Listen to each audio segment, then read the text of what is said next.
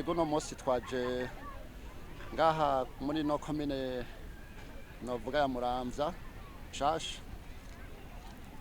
kugira ngo twiyandikishe muri aya matora agiye kuba mu mwaka uza mu kwezi kwa gatanu, amatora y'amakomine, amatora y'abashinga amateka n'amatora kumbura yandi azokurikira.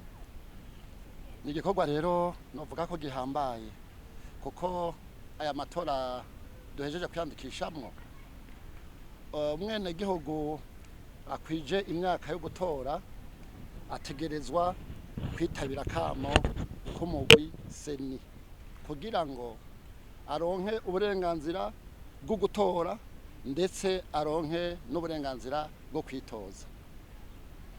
Nosaba rero ko umurundi wese afise imyaka yo gutora ko atokwigira sindabibazwa kuko ni igikorwa c'iteka, ni igikorwa gisabwa kugira ngo umuntu atore kandi yitoze.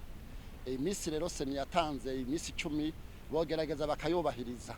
Ngira ko nshimira ababene gihugu mo ngaha muri no komine yambuye aho twiyandikishirije ko tubona nahari mu ntango tubona ko bariko baritaba kamo ko mu guseni. Murakoze.